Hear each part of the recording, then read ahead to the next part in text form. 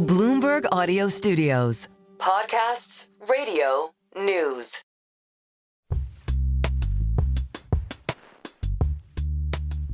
Welcome back to The Deal. I'm Jason Kelly alongside Alex Rodriguez. Coming up on the show, Michelle Wie West, legendary golfer. She is a fierce business person as well. We're going to talk about some of the deals that she's been doing of late. But first of all, partner, congratulations. This is it. You did it. I mean, this is the first time we're talking on our show about the fact that you and Mark Lowry closed your deal to buy the Minnesota Timberwolves and the Minnesota Lynx. How are you feeling? I mean, what a journey. Well, thank you, partner. And I'm very, very happy and even more relieved. It's been a long time coming. So grateful for this opportunity. When the decision came, it was like waiting for this for like months and months and months. It was probably the most nervous I've ever been and couldn't be happier and really excited for both of our teams. And the fan base here has been really supportive and we're excited to dig in. Yeah, I'm talking to you. You're in Minneapolis this week. Big game for the Lynx, which will be decided by the time folks listen to this, the Commissioner's Cup. I mean, talk about the Lynx for a second. You're the governor of that team now. This is a juggernaut team in the history of the W. They've won the most titles. Napheesa Collier obviously is one of the standout players in the entire league. What a moment, not just for that team, their success this season, but historically, you've got a franchise that truly is one of the signature clubs in the W. Yeah, and when I think about that, Jason, I think about our great leader, Cheryl Reeves, who's been here for over 15 years. She has 4 titles. She coached in the Olympics. We have this incredible, sticky fan base that just loves their team. And Lynx fans are different. They're used to winning. They're a bit almost spoiled, right? With 4 titles, they almost won another one last year. And you have Napheesa Collier, who could be the MVP this year. And it's really, really exciting. I'm really excited to see what this year has. But they have it rolling, and they've been rolling all year. Yeah, of course, this comes on the heels of an announcement earlier this week. 3 new franchises coming to the WNBA. The expansion fee, a record $250 million. That's 5 times more than the Valkyries, who are seen as a very successful expansion team, commanded in terms of an expansion fee. So clearly a very good business to be in. Flipping over to the Timberwolves and really to the macro of it all, I would love for you to take me and to take our listeners inside, like, you were nervous leading up to it. What's it like when you actually, you're signing to become an owner? I mean, this is a generationally impactful and meaningful moment for you, for your family, all of it. Like, what does it feel like? Yeah, look, I think Mark and I, we were like 10-year-olds waiting for our parents to say, yes, you can go out for the weekend and go get an ice cream. I mean, we're literally waiting by the phone with so much anxiety and stress because ultimately, Jason, you don't know, right? You think you have a good case, but the arbiters can decide one way or another, and you just really never know. But, Mark and I both, look, I come from nothing, and when you come from nothing, you appreciate everything. So obviously, this is like a real dream come true. For both of us. I mean, we're both from New York. We always dreamed of being a part of an ownership group and to have this moment and the responsibility. The real stakeholders of these franchises are the fan base here. And we're lucky enough to have the financial wherewithal to be able to steward these 2 franchises. And we both feel very happy and grateful for the opportunity. I saw a great post that you had on Instagram of getting a call for being drafted and making a call. I mean, it's a cool split screen to see, but what a split screen to live. There are only a couple other people who've ever been able to do that. Michael Jordan being another one. To make that call knowing what it feels like to have your life changed on the other side. Tell me about that. Yeah, it's funny, Jason, because when you saw the draft this year, there was an incredible amount of emotion with all the young players. And you see the tears and you see the gratitude and the appreciation and the disbelief with their families, with their partners, whoever's there with them. And I remember getting that call in 1993 and having the same exact emotions. I mean, here I am a few years before that. I saw my mom, collecting food stamps because she was a single mother. And here I am getting $1 million signing bonus. I thought it was like all the money in the world, and it was, and it still is. And to make that call now and hear the emotion on the other side when you talk to these young players, we drafted 2 kids, both over 7 feet, both 18 years old. And I was there. I was an 18-year-old. at the Kingdom, playing for Lou Piniella and playing in front of Ken Griffey Jr. And boy, I tell you, what a whirlwind to in 30 years to be able to do that and make somebody else's dream come true is pretty awesome. Yeah. And so as you think about even the next few weeks, there's a sense of you are working literally for years to get this particular deal done. But what comes after the deal is often the most interesting, but some of the most challenging stuff. So what's on your mind? What are you and Mark sort of saying to each other as, you're in season with the Lynx now, you're about to go to Summer League in a few weeks with the Wolves? Like, I'm sure you're talking like 10 times a day. Like, what are those conversations like? Yeah, I just hung up with him, actually. Look, I think, Jason, we have the great luxury that Mark and I try to get our MBA on the NBA for the last 4 years in this ownership transfer. And we were allowed to run basketball basically for the last 4 years. One of the moves we made early on was bringing in Tim Conley. And then Tim Conley brought a world-class team around him. And that's worked out pretty well. We've gone to back-to-back Final Fours, Western Conference Finals. We've come up short of our goal. But we want to copy and paste that same exact philosophy, bring in a world-class leader on the business side, and hopefully we can have similar results. Well, meanwhile, in the NBA, you and Mark are now governors of that league. The biggest headline in the NBA, maybe the biggest headline in sports over the past couple of years, has happened since we were on these mics together, which is the Los Angeles Lakers, perhaps the most iconic franchise in all of sports, certainly in the top 3, top 5, sells for a valuation of $10 billion. It's an amazing moment, not just because of the number, but because of what Jerry Buss and his family have meant to the league. This was someone you knew. You know Jeannie well. She's a partner in the league, obviously. What was your reaction to that news of an ownership change? And of course, Mark Walter, well known for Guggenheim and the champion Los Angeles Dodgers, taking over that franchise. What was your immediate reaction? Well, I think my first thought was, what would the great Dr. Buss be thinking right now, and how proud he is of his 6 children. And obviously, Jeannie Buss, who's just done an incredible job being a steward of that great franchise, who learned under Dr. Buss.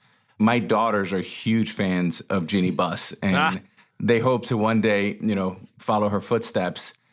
Look, the NBA is just an incredible global league. And what really makes me happy about this transaction for the Buss family and Jeannie is that they're handing it off to an incredible business person who has a world-class track record. Look, what he's done with the Dodgers operate like an NFL team, almost like the Dallas Cowboys. So if you're a Lakers fan, you're in good hands. And good news for the Lakers is that it looks like Jeannie Buss is still going to stay on as governor for at least a few more years. And the Lakers are one of the most powerful franchises in all of sports, not domestically, but around the world. Yeah. And I was just as shocked as you. When I got the news, Jason, I was like, what? And I think that was a reaction for many fans around the world.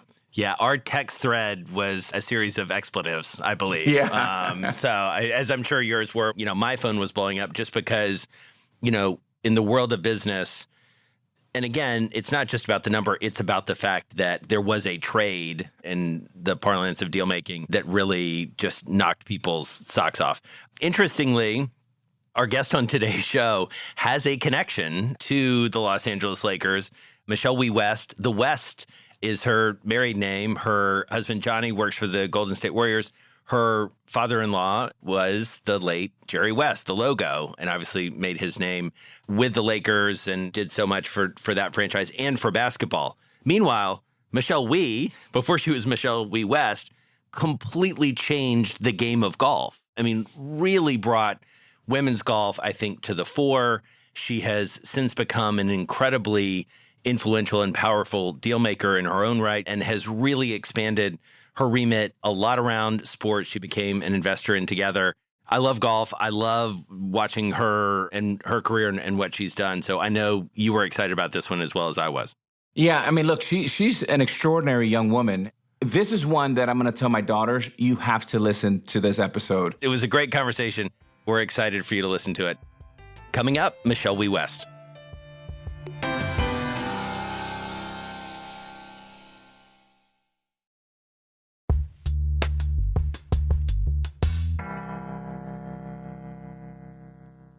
We are so excited today to have none other than Michelle Wie West with us. Michelle, awesome to have you here. Thank you. Thanks for having me. All right. So you are just like exactly the type of person we love to talk to on this show, an incredible athlete who has really excelled in her business endeavors so far.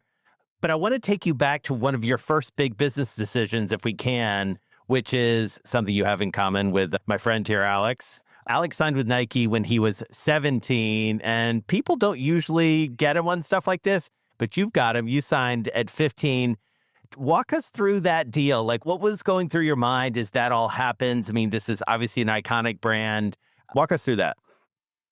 Yeah, I mean, to be honest, I really wasn't too involved with that. I mean, as you expect, a 15-year-old, I really had no interest in, learning about the business. I wish I did in hindsight. I was very fortunate that my parents, were really good with money. My dad was a math major, statistics major, taught statistics at a university. So he was very numbers based and was very protective of my legacy and my time and everything. And for me, I just wanted to play golf. And it was funny because back in the day, I don't remember that MTV show, My Sweet 16, where they had this like lavish birthday parties for 16-year-olds. And I was so obsessed with it. I was like, okay, it'd be really cool if I turned pro on my 16th birthday. I did a big press conference and I did a whole thing. So all I really wanted was that. And in terms of, the technicalities of the contract, I had signed with WME. I was with Jill Smoller, powerhouse of his agent. My so gosh. I was very well protected in that space. So I just had full trust and really trusted my parents, really trusted my agent and my agency. And, I think they had my back. I think I signed a pretty good deal. But when I was playing, I really tried to separate myself from the money aspect of it because I never wanted it to feel like that. And in golf, very different from team sports. You pay for everything up front. You pay for your flights. You pay sometimes for your caddy's flights when they're international, your PT, your trainer, your support staff that are coming with you. A lot of times, every week that was my parents, your hotel room. And when you start to think about money, it really starts to mess with your head. And there was like a short period of time when I was playing, I would start thinking about that when I was like missing cuts and playing really poorly. I was like, oh my God, I'm in the red every single week. And it makes you not play well. It makes you feel like it's a job and whatnot. And I felt like I played my best when I just separated the two. And I played because I wanted to play well. I wanted to win. I wanted to feel the feeling of that and not because of the money aspect of it. And of course, I was very fortunate, signed some amazing deals with some amazing companies, but I really try to separate the two when I was playing. So, Michelle, I love that. And our audience just loves this kind of nuanced stuff, right? You just mentioned this is totally different than team sports. I couldn't think of paying for a team flight or uniforms or like caddies. Like bat boys just come with us. They just show up. When you think about when you first started, you mentioned being on the red. How much of an investment up front do you have to make? And how much do you have to make to be on the black? Yeah, well, that's a great question. My parents, obviously, we're very middle class. My dad was, a professor. My mom was a realtor. And I was very fortunate because time-wise, my parents were very flexible in being able to spend time with me, their time, which is so important. My mom can make her own hours. My dad had spring break and all of summer off. So I was very fortunate in that sense with, obviously time being wealth and my parents being able to invest so much of their time with me. But money-wise, another factor of it was that I grew up in Hawaii. And, to play in tournaments, it's not just a quick drive here and there. It's not like I was born living in Southern California and I could play in all the tournaments. I could just get in a car and drive to Nevada, drive to Scottsdale, drive to the Bay Area. It's a 5-hour, substantial air flight to play in these tournaments. But early on, I contribute a lot of my success to, we call in Hawaii, like, everyone is aunts and uncle. And even though you're not family, I acquired a lot of amazing aunties and uncles, in Hawaii who, paid for my course fees. I had a lot of support from, my people in Hawaii. And that's kind of why I kind of started this strange career path in terms of playing in PGA Tour events when I was 14 and then qualifying for LPGA events when I was 12. And I think a lot of that contributed to the financial aspect of it. I was just trying to find tournaments on island. Sony Open happened 10 minutes from my house. And, when I was 12, I had already won the largest women's amateur event, the most prestigious women's amateur event in Hawaii by 13 strokes. Oh my God. Yeah, like where do you go from there, right? And I'm like, okay, within that small space, then I started playing in men's events. And then I was like, oh, why don't I play in the Sony Open? That's 10 minutes from my house. It doesn't cost anything. Or why don't I qualify for the Togethxr Classic, which was on the Big Island when I was 12? I qualified for the USGA Public Links when I was 10, but it's so much money. And when you're playing in those amateur events, you don't get anything back. My parents, they sacrificed so much for me to get where I am. But, you think about the financial aspect of it, not because I did these things to muster up the image or try to get a bigger deal with Nike. It wasn't even that. It was just pure, I'm just trying to not be so much in the red.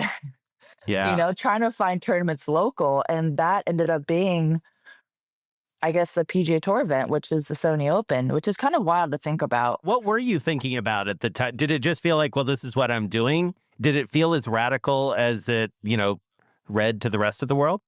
No, and maybe this is like my 14-year-old self thinking this. I was like, what? I played on the boys' baseball team in Little League.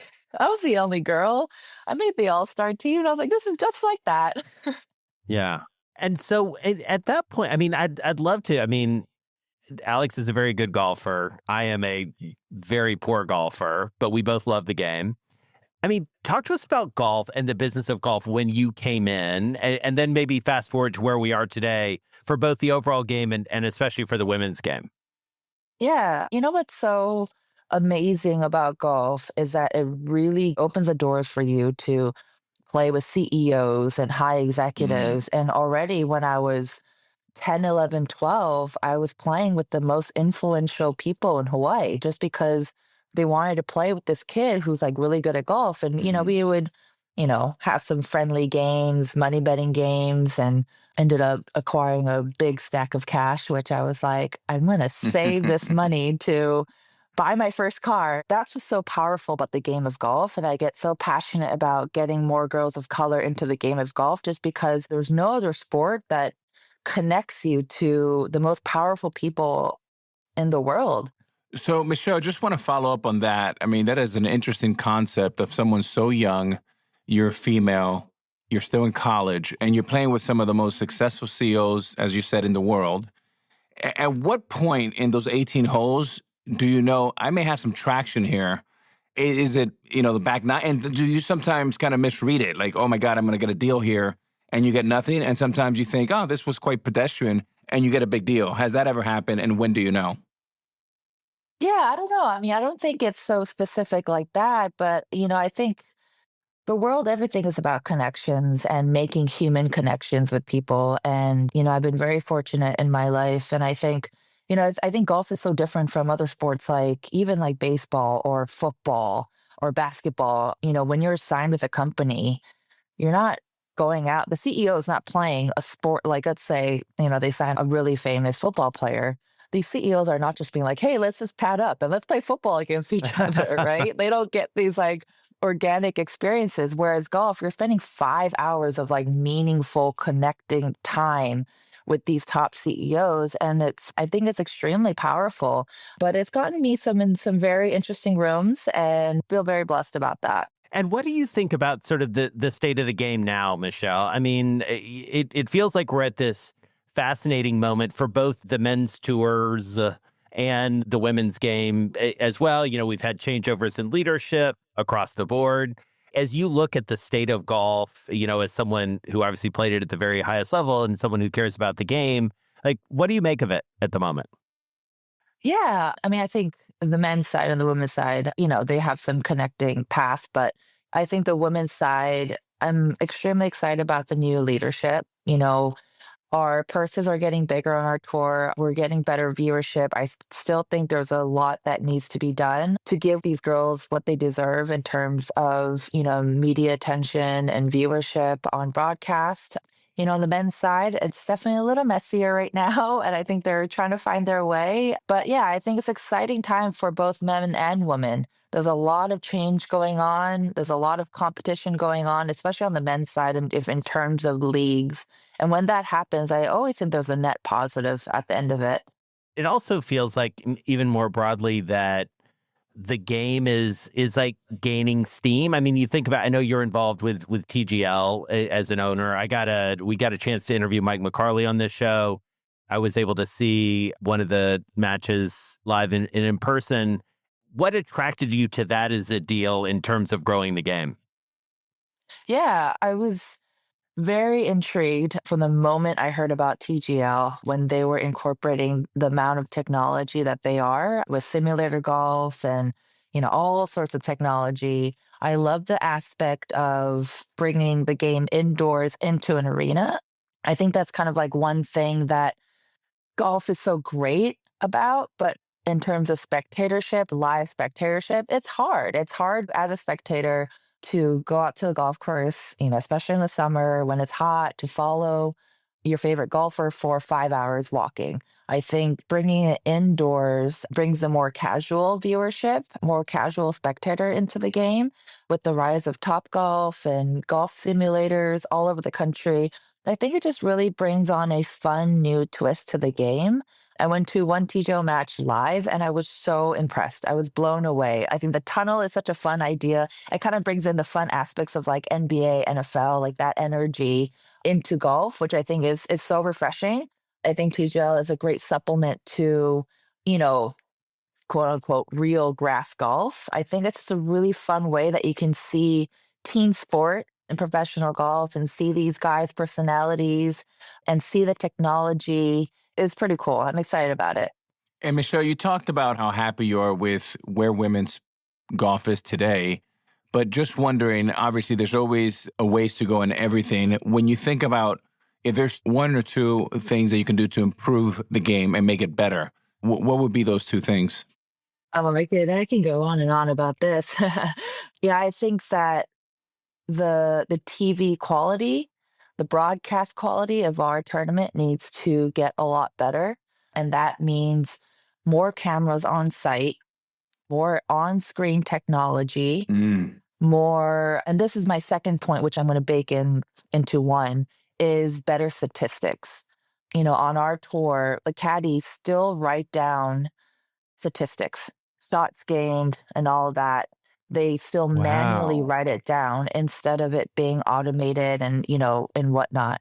And that, comes hand in hand with sports betting. And, obviously people have their views on that and whatnot, but it is a fact that sports betting does drive viewership in terms of people who watch sports. And when we don't have really accurate statistics, it's hard for people to get into sports betting, which obviously, again, that's a very controversial topic. But I do think that we need to work on our broadcast quality in terms of number of cameras on site. I believe that the men have, more than triple the amount of cameras that are on site. So they cut to a lot of places. I think it just came out that a lot of stuff isn't really live anymore.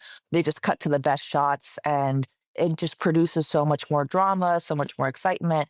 Where on our tour, you have maybe one camera following the lead group or a couple of cameras based around the golf course. And, our players look slower to the TV viewer because one camera is just following one player a lot longer instead of cutting back and forth. And people, especially nowadays with their, our lack of attention span, we need that better cutting back and forth. So, I think if we can increase our broadcast quality, I think our viewership will also rise. And I think if we have better statistics, I think the people who are talking about our game will have more stats to back it up with instead of being like, oh, Nelly Korda is a really great player. And you're like, why? And you're like, Right. well, because she is, like I think statistics really help in that sense, which I think we are going in the right direction. And I think that's just really helpful in viewership as well, too. Well, it's interesting to think about that in the context of one of your latest deals, Michelle, which is partnering up with Togethxr, who famously has Everyone Watches Women's Sports. Their T-shirt, their iconic shirt. Sue Bird was a guest on this show and talked a lot to us about sort of the origin story there. I mean, it does seem like what you're saying, and correct me if I'm wrong, is there is proof out there. There's increasing proof out there that if the quality of the broadcast is good, if the quality of the content is good, and it's available, people will watch it. People will watch women's sports. Was that part of the idea that you wanted to get involved with Togethxr? What was the sort of impetus for you getting involved with them? Yeah, I have been a very big fan of Togethxr for a while since they kind of came out, since the origin. I just saw how beautifully their storytelling was. I thought the different aspects of, reporting the news is one thing, but also storytelling the athlete behind the moments leading up to the moment, I thought were so beautifully done. Obviously a big fan of, all the OG Together crew, Alex, Chloe, Sue, all of them. And I've gotten in pretty close with Alex and her husband, Servando, and, they are Sorry to interrupt you. Alex Morgan. Yeah. Alex Morgan, yeah, yeah. And her husband, Servando. And, we've just been talking a lot about golf and been noticing on their content, they're very heavy into, WNBA and soccer and sports that they know really well. And, they wanted to expand into golf. And we just started talking. And obviously, I'm very passionate about women's golf and furthering that. So it was a perfect fit. By the way, Alex, I love the idea that they're like, oh, God, I wish we could get into women's golf. Who could help us get into I mean, maybe Michelle Wie West. I mean, would that be and the idea that you're interested? I mean, that's a dream matchup. It feels like I imagine they were receptive when you first had that conversation. Yeah, no, I just was honored that they were even thinking of me or came to me. But yeah, it's been really cool to see, how excited there are about, learning about golf in general. I think a lot of the people that are working on the social side of, Togethxr are getting really into golf in general, which is what we want the casual viewership to go up, right? And we have a very amazing niche in women's golf where the people that are excited about women's golf are really excited about women's golf, right? But I think, kind of incorporating the casual golf viewers, not just even men or women. I'm not even going to go gender. I'm just talking about the casual golfer, the top golfer, the people who go to putt-putt or pop stroke. We want those viewers to get excited about women's golf.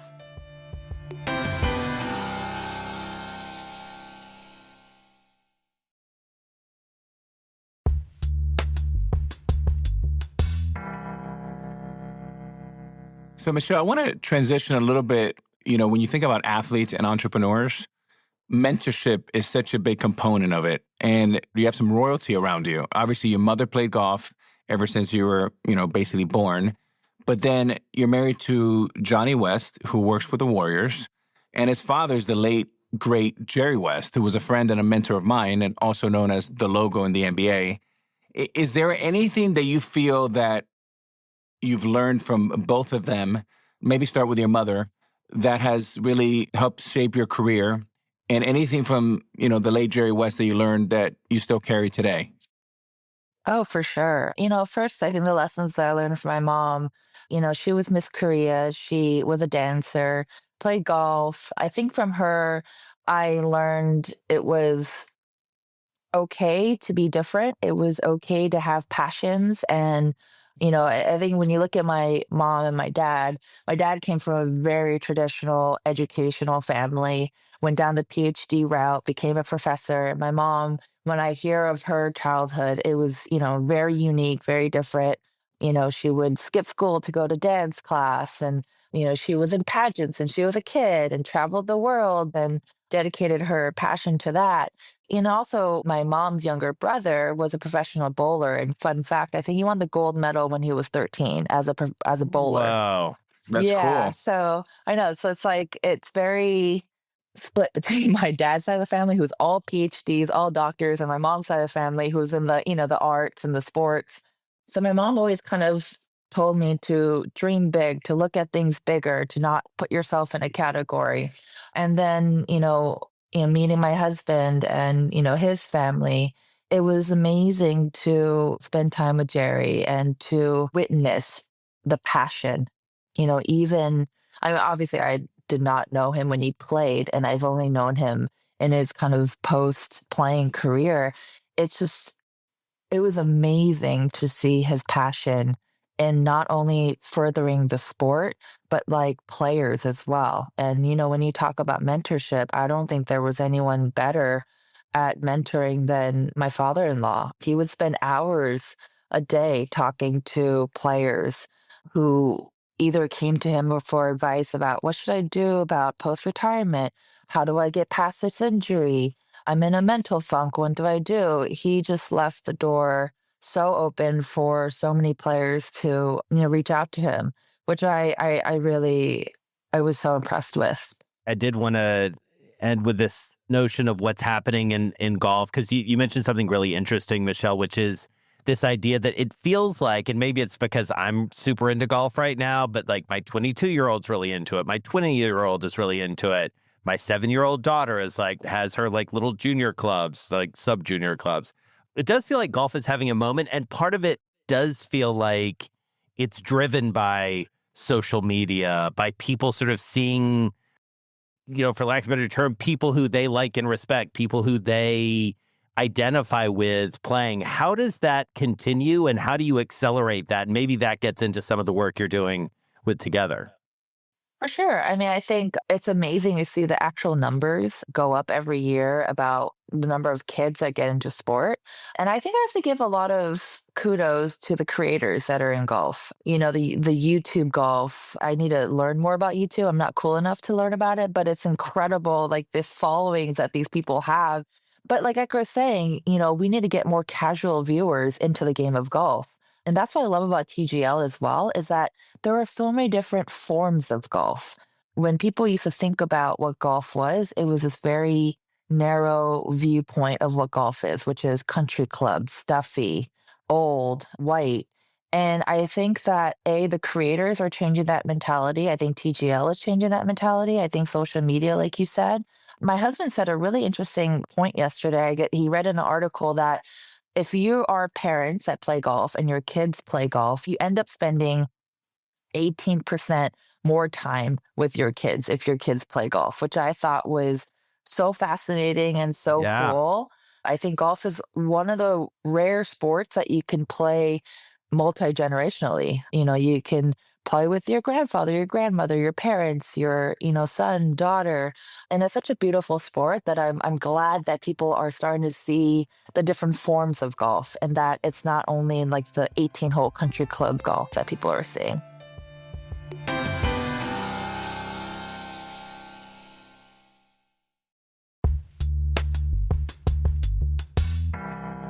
All right, so we like to end every episode with a lightning round. It's just 5 questions. We'll bounce it back and forth. Just say whatever, pops into your head. What's the best piece of advice you've ever received on deal making or business? Obviously, when people say trust your gut, I think that's extremely important. I do a lot of angel investing. Someone told me it's all about the founder. It's all about the CEO. It's not about the idea. It's about the CEO. If you only get so hooked on the idea, but you're unsure about the CEO, it never really ends up well, because with early stage investing, the idea changes all the time. And it centers around how good of a CEO you are, how good of a founder you are. I've learned to trust my gut more on the founder/CEO of the team rather than the singular idea. Who's your dream deal-making partner? Actually, I started working with Patrick & Co., which is a company that really helps athletes with their deals. So they've been a really great partner with me so far. That's a good one. I was going to shout out our buddy Mark Patrikoff before this is over, so I'm glad you mentioned him. All right, what team do you want to see win a championship more than any? The Warriors. Yeah, okay, good answer. That's good for... And the Valkyries. Okay, that's a good one. The Valkyries, of course, the newest team in the WNBA. All right, Michelle, what's your hype song before a big meeting or a big negotiation? Ooh, right now? this very moment, the song that I've listened to the most, and it kind of gets me hyped, is Steve's Llama Chicken from Minecraft. What's your advice for someone listening who wants a career like yours, which, by the way, you have a singular career, but if they want to sort of make a transition to business like you have so successfully? For me, deciding to retire was a very personal decision, but I think I was so happy with the decision because it felt so right. I would say don't rush into it. Don't be so fixated on your feeling right now. I think there's so many times in my career where I wanted to quit just because that moment was so hurtful or so tough. When I actually decided to retire, it was such a calm decision, non-emotional. When you can get to that place, I think then that's the right moment to make a decision. All right. Well, Michelle Wie West, this has been such a treat for us. You've been on our list for a long time, so I'm glad we finally made it happen. We really appreciate your time. Thank you so much. Thank you.